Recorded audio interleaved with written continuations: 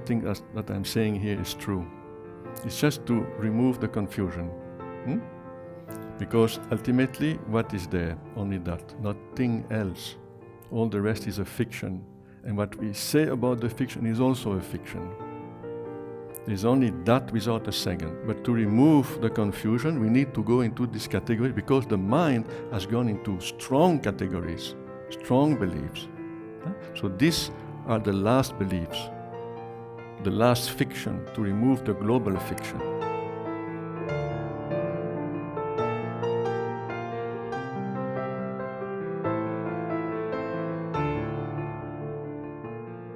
Most of our meditation practices are dualistic because there is the meditator and then the object of meditation. If you meditate on the nirguna, is it a non-dual meditation or a dual meditation? Dual. Because here the nirguna is still an object of your meditation, even though it is the unmanifest. But since you have not realized it, you must use a representation, a symbol of the nirguna to meditate on it. Therefore, it can only be a dual meditation. Non-dual meditation, it means the object is myself, not my individual self, my true self that is not an entity, that is not even an object. It can never be an object. So my object is a non-object. But it will start as a dual meditation, but it will end up as a non-dual abidance. Sri Ramana calls this the real dhyana, the real meditation. And the meditation on object, he would prefer the word upasana. Upasana definitely is the dual meditation. But dhyana, usually dhyana is taken from the tradition of yoga. And there is an object of meditation in the Yoga Sutras. There's an object of meditation. So, but here he wants to bring this practice to its final form, that is non-dual meditation. Now, is there only self-inquiry as a practice of the non-dual meditation? Of course not. Of course not. So in Vedanta, we have a number of practices that we can call non-dual meditation, and we don't proceed with the self-inquiry as described by Sri Ramana Maharshi. And you will understand that. When you understand what is the self-inquiry, you understand that you may not use the question, who am I? If that doesn't speak to you, there's no need to use that question. It is still a non-dual meditation. Because for the one who can immediately come and abide in awareness, there's no need of any question. Neither the who am I or whence am I. There's no need. If you're already abiding in that stillness, then why should you bring this question? So how we proceed? So here there are steps. The first, the second, and the third. The first step is to isolate the I thought. So you need to renounce to the thinking mind. That is a must. Otherwise you cannot proceed with this self-inquiry. So that's why we come back to what I said before, that you need a level of detachment. Otherwise, how can you renounce to the thoughts, to the thinking mind? You need to renounce. You need to keep only one thought. That is the first step. And the first step implies effort. So when we say that no effort is needed, it is not true. Because if your mind is assaulted by many thoughts, then don't say that you can avoid making any effort. You need effort. But if you can spontaneously abide in this silence, then you have already reached the effortless state. That means for you, not much effort is required, a very subtle effort. So, the first step, to isolate the I thought.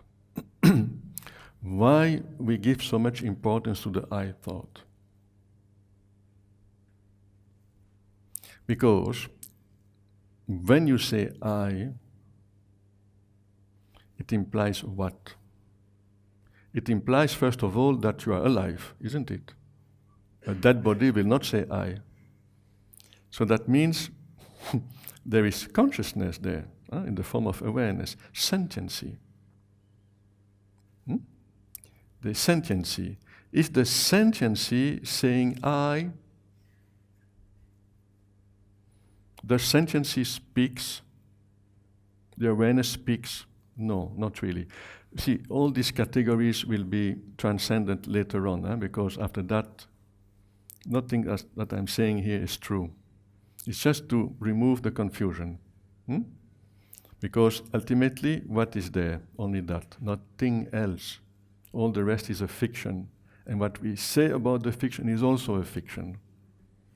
There's only that without a second. But to remove the confusion, we need to go into this category because the mind has gone into strong categories, strong beliefs. So these are the last beliefs, the last fiction, to remove the global fiction. Right? So, when I say I, there is awareness plus mind. You can say mind at its lowest statement. Because if you isolate the I without the predicates, then that is the lowest the minimal statement the mind can make. But you see, the I comes from the mind, is a creation of the mind that is superimposed on awareness. So the I thought is part of the whole fiction. It's a fiction, but it's a good fiction because it stands for, symbolically, for this equipment. It allows interaction, social interaction, navigation in the world, etc. So it's a good fiction, it's a useful fiction. But that I doesn't exist by itself. It's just a device of mind. Existence is only awareness. That awareness is not personal. It is shining everywhere. But when it's shining in many minds, every mind will add this I, and then will add a story, and then you have the impression that there are a number of entities here. No, it's just a superimposition of the insentient on awareness. So in the I, there is awareness plus mind. So what we need is to, when you say isolate the I thought from all other thoughts, it is mainly to isolate the I thought from its predicates. I am this, I am that. The story of the I.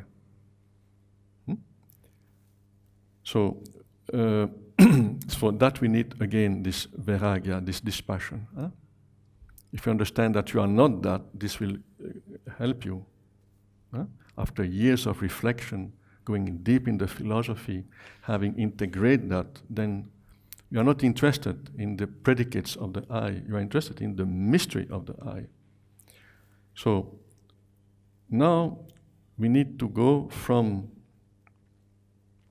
the I thought to the awareness behind, prior to the I thought.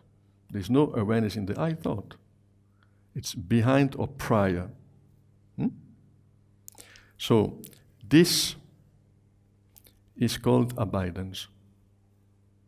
Abidance in awareness. You can say abidance in conscious beingness, abidance in presence. It is there in the I thought. Because when you ask the question, and that is the second step. First, isolate the I thought. Secondly, ask what is the source of the I thought. That is the second step. Find the source of the I thought. But you see, it is the mind building up on awareness. So the source can only be awareness. That which is prior to the mind and was there before the mind appeared. That is what? That is awareness. The thought I cannot come from anywhere else than from awareness. So the source of the I thought means the source of the mind is awareness. So when this happens, you see where the I thought comes from, then you go deep into yourself and there is only presence. There is no philosophical answer here. Don't need to go into any philosophy because then you will miss the point of the practice. But it comes out of my presence. If I drop the I thought and I try to see what is behind that presence, I amness, you see. And now we come to the third step. Remain in the abidance. Remain in the abidance. You see, at all levels, mind will fluctuate. And that will be a distraction. First, like you isolate the I thought from all other thoughts. You need a practice to come to that, to come to the I thought. I thought, and deeper than the I thought, is the I feeling. The bhavan of I. The aham bhavana. So the feeling is deeper, subtler than the thought. So come to the I feeling, remain there, and ask yourself, where does it come from? So you cannot miss it. It comes from your own presence, own stillness. And so now you come to a level which is prior to the I thought, where there is no thought, just presence. And here we need to remain there. Remain there. That means you have to ignore the thoughts that will definitely come. They come again from your vasanas. So you have to ignore them. So how we proceed, how to ignore them. So you need, first of all, a determination not to indulge in any distraction. So that will come with due practice, that determination. So the mind will adjust to that. And you will be less and less over time, less and less distracted. Yet, some thoughts or feelings or desires or fears may find their way. So here, it will all depend on the intensity of that stillness. Because the more you abide in this silence, in the inner silence, in the inner stillness, the more it will become alive. And this is the first intimations of this true presence. That is called spuhana, like aham spuhana, the shining forth of the aham. Or you can also call it the sparkles, the sparkling of the true I. When we say true I, nothing to do with the aham. That's just a way to speak. It is the I prior to the I. The I prior to the I thought or prior to the I feeling. That is called pure I. So when we say I, pure I, we mean the same. Aham, the same. That is what? That is awareness, pure awareness. So the more you practice, the closer you come to pure awareness. And at some stage, awareness will reveal itself like a sparkle. You will have an insight, maybe for a short moment. So this is of great importance because that will burn your vasanas and will have such an impact on your subconscious mind. And the more you practice this abidance, the more the vasanas will subside. Then what will come? The experience of awakening. That means that it's not just a sparkle. That will be a state of enlightenment, you can say. It's not yet the stateless state. The stateless state stands for moksha, or complete realization. That is only possible when all vasanas have been destroyed. That is vasanakshaya. So your vasanas will lose their strength and will disappear one after the other. That may take more or less time according to the seeker. Some carry more than others. It all depends. It's impossible to say or to predict like how much time is there. From the abidance to self-abidance in the awakening, and from self-abidance to the final ultimate abidance in the pure self. You see? So when it is abidance in the pure self, it is in the unmanifest self. It is in the nirguna, you can say.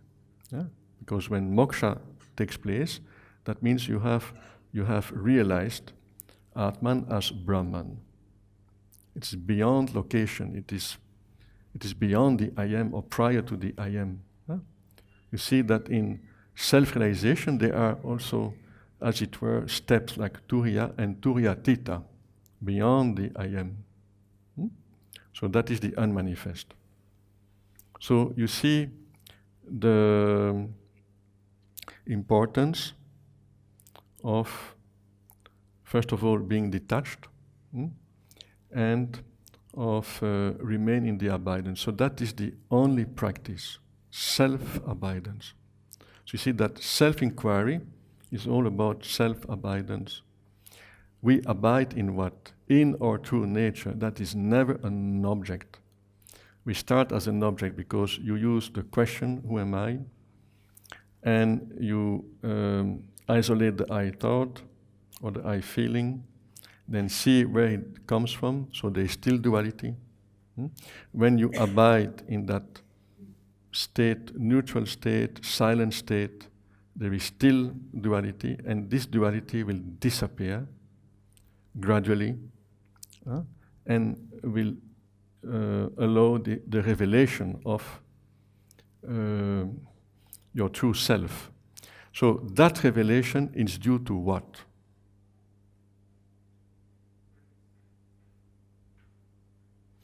To your effort, means your sadhana, the intensity of your sadhana, right? And grace, perfect. Okay, perfect, grace. Yeah. That's why no one can predict when, how, and where. And this is grace. And this is known at the very moment when grace manifests. No one will ever claim that this is because of my sadhana, my intense sadhana, my intense tapasya. Impossible. Your tapasya may last for 20, 30 years, but it's never because of that. And yet, you need also to do it. But you know that this is not what really makes it possible. It is only grace. Because it's a sort of quantum jump. It's like shifting from the insentient to the sentiency, to consciousness. We start as the insentient equipment.